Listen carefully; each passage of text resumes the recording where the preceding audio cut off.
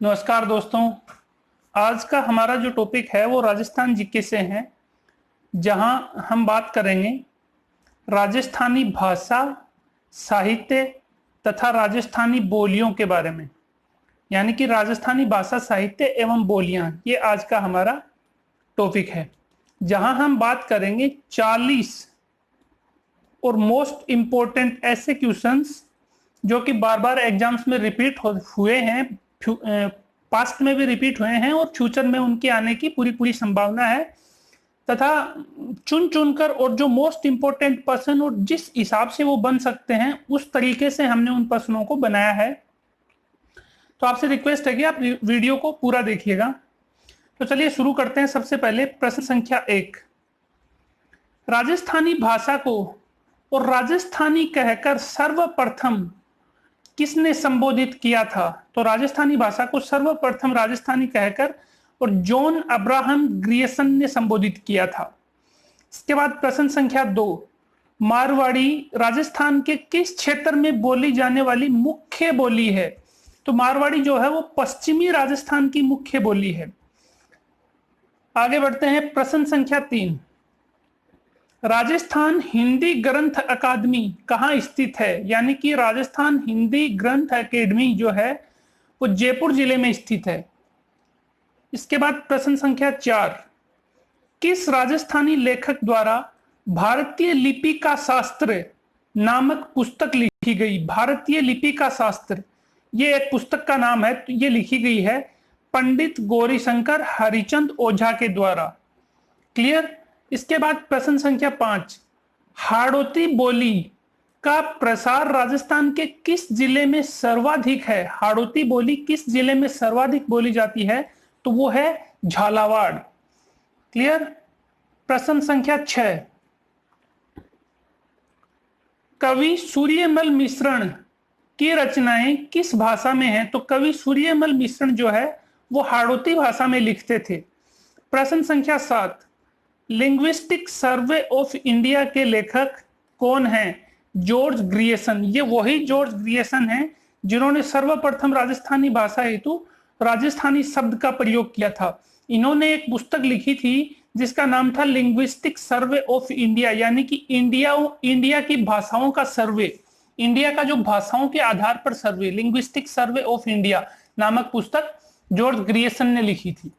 प्रश्न संख्या 8, मेवाड़ी तथा ढूंढाड़ी तथा हाड़ौती, मेवाड़ी, ढूंढाड़ी तथा हाड़ौती, इन तीन भाषाओं का जो मिश्रण है वो क्या कहलाता है?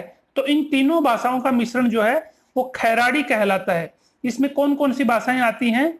मेवाड़ी, ढूंढाड़ी प्लस हाड़ौती। ये तीनों भाषाएं जब मिलकर और एक नई राजस्थानी बोली का जन्म हुआ जिसको बोलते हैं खैराड़ी। क्लियर? प्रश्न संख्या 9, राजस्थानी भाषा को शोर सेनी अपभ्रंश किसने बताया? तो वो है पीएल टेसीटोरी, जिन्होंने राजस्थानी भाषा को और शोर सेनी अपभ्रंश से राजस्थानी भाषा की उत्पत्ति बताई, पीएल टेसीटोरी ने। प्रश्न संख्या 10, राजस्थानी भाषा का उद्गम नागर अपभ्रंश से होना किसने बताया है? यानी कि ये किसने बताया है कि राजस्थानी भाषा का जो उद्गम है, जो शुरुआत है, वो नागर अपभ्रंश से हुई है? तो नागर अपभ्रंश के लिए बताया है डॉक्टर मेनारिया ने, तथा शोर सेनी अपभ्रंश के लिए बताया है पीएल टेसीटोरी ने। ये दोनों इंपॉर्टेंट हैं। प्रश्न संख्या 11, कौन सी भाषा को राजस्थानी तथा हिंदी भाषा के मध्य सेतु यानी कि पुल की तरह माना जाता है? यानी कि ऐसी कौन सी भाषा है जो राजस्थानी तथा हिंदी भाषा को आपस में जोड़ती है? तो वो है मेवाती भाषा। क्लियर? प्रश्न संख्या 12, राजस्थानी भाषा साहित्य तथा संस्कृति अकादमी कहाँ स्थित है? तो राजस्थानी भाषा साहित्य एवं संस्कृति अकादमी बीकानेर में स्थित है। प्रश्न संख्या 13, राजस्थान में सर्वाधिक बोली जाने वाली बोली है? तो राजस्थान में सर्वाधिक बोली जाने वाली बोली मारवाड़ी है। प्रश्न संख्या 14, साहित्यिक मारवाड़ी किस बोली का उपनाम है? यानी कि कौन सी बोली है, ऐसी कौन सी राजस्थानी बोली है जिसका उपनाम है साहित्यिक मारवाड़ी? तो वो है पिंगल। क्लियर? प्रश्न संख्या 15, कुंवलय माला के रचयिता कौन थे? कुंवलय माला जो ग्रंथ था वो किसने लिखा था? तो कुंवलय माला जो है उद्योतन सूरी द्वारा लिखा गया था। प्रश्न संख्या 16, कुंवलय माला जो उद्योतन सूरी ने जो कुंवलय माला लिखा उसमें किस राजस्थानी बोली को मरु भाषा कहकर संबोधित किया गया है? तो कुंवलय माला में मारवाड़ी बोली को मरु भाषा कहकर संबोधित किया गया है। प्रश्न संख्या 17, राजस्थानी ब्रज भाषा अकादमी कहाँ स्थित है? तो राजस्थानी ब्रज भाषा अकादमी जो है वो जयपुर जिले में स्थित है। प्रश्न संख्या 20, क्वेश्चन संख्या 18, राजस्थान के सर्वाधिक क्षेत्रफल में बोली जाने वाली बोली है, यानी कि राजस्थान में सर्वाधिक क्षेत्रफल में कौन सी बोली बोली जाती है? तो वो है मारवाड़ी, जो राजस्थान के सर्वाधिक क्षेत्रफल में बोली जाती है। प्रश्न संख्या 19, हाड़ौती किस राजस्थानी बोली की एक उपबोली है? यानी कि हाड़ौती जो है वो ढूंढाड़ी बोली की उपबोली है। प्रश्न संख्या 20, राजस्थानी भाषा साहित्य की उत्पत्ति मानी जाती है अपभ्रंश से, यानी कि डॉक्टर मैनारिया जो है वो इसको नागर अपभ्रंश से मानते हैं, तथा जो पीएल टेसीटोरी है वो इसको शोरसेनी अपभ्रंश से मानते हैं। लेकिन ऑल ओवर अगर बात करें तो राजस्थानी भाषा साहित्य की जो उत्पत्ति है वो अपभ्रंश से ही मानी जाती है, चाहे वो नागर अपभ्रंश हो चाहे वो शोरसेनी अपभ्रंश हो, है ये अपभ्रंश की ही उत्पत्ति। इन दोनों में विभेद है, नागर या शोरसेनी में। प्रश्न संख्या 21, पश्चिमी राजस्थानी बोली जो कि मारवाड़ी कही जाती है का साहित्यिक रूप क्या कहलाता है? तो वो कहलाता है डिंगल।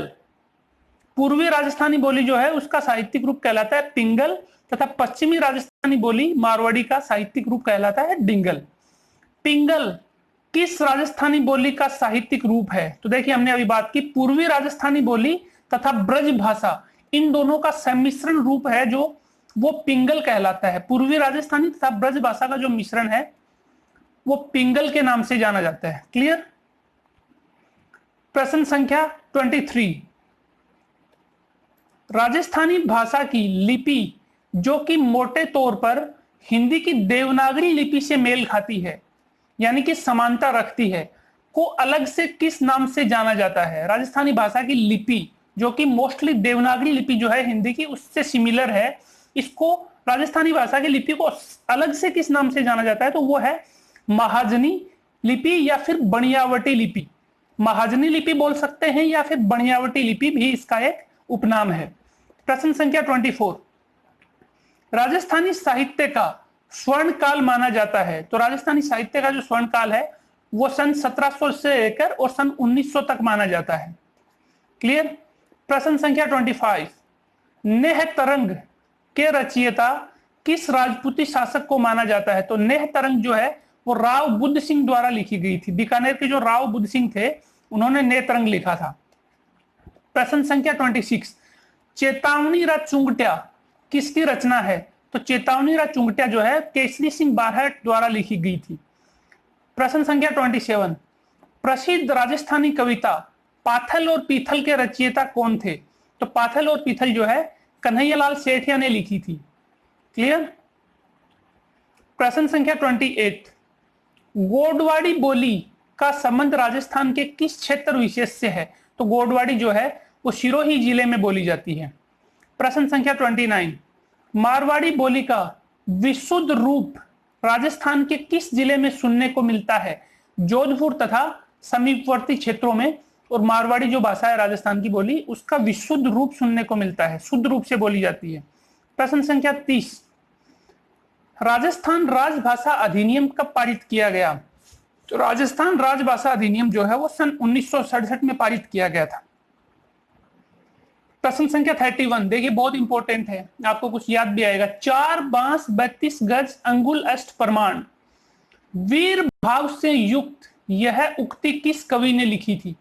तो जब पृथ्वीराज चौहान को मोहम्मद गोरी के द्वारा बंदी बना लिया गया था तथा उनकी आंखें फोड़ दी गई थी, आंखें फोड़कर उनको निशाना लगाने के लिए बताया गया था, तो जो उसके पृथ्वीराज चौहान के जो दरबारी कवि थे चंद्रवरदाई, उन्होंने इस उक्ति को लिखा था, यानी कि 4 बांस 32 गज अंगुल अष्ट प्रमाण।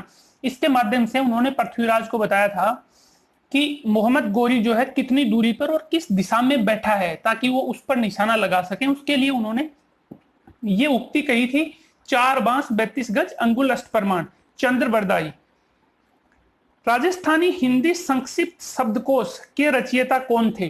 तो राजस्थानी हिंदी संक्षिप्त शब्दकोश जो है वो पद्मश्री पुरस्कार से नवाजे गए सीताराम लालस द्वारा और लिखा गया था।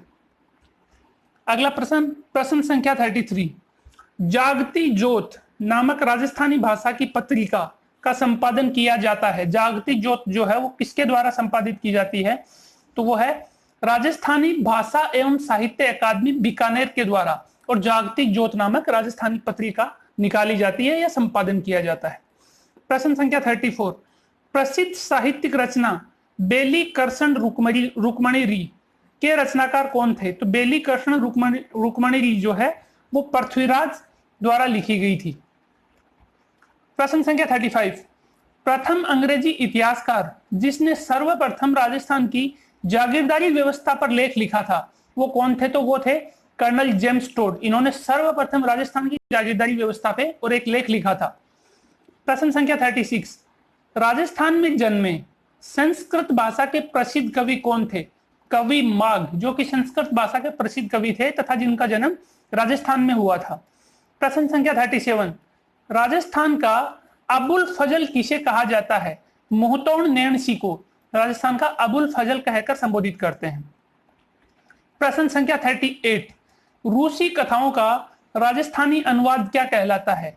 तो रूसी कथाएं जो हैं उनका राजस्थानी में जो अनुवाद है वो गजबन के नाम से संबोधित किया जाता है। क्लियर? प्रश्न संख्या 39। प्रसिद्ध कवि तथा साहित्यकार चंद्र बरदाई द्वारा रचित ग्रंथ है। तो चंद्र बरदाई ने जो है पृथ्वीराज रासो नामक ग्रंथ लिखा था। चंद्र बरदाई कौन थे? पृथ्वीराज चौहान के दरबारी कवि थे। इन्होंने पृथ्वीराज रासो नामक और ग्रंथ लिखा था। अंतिम प्रश्न, प्रश्न संख्या 40। वीर सतसई के लेखक कौन है?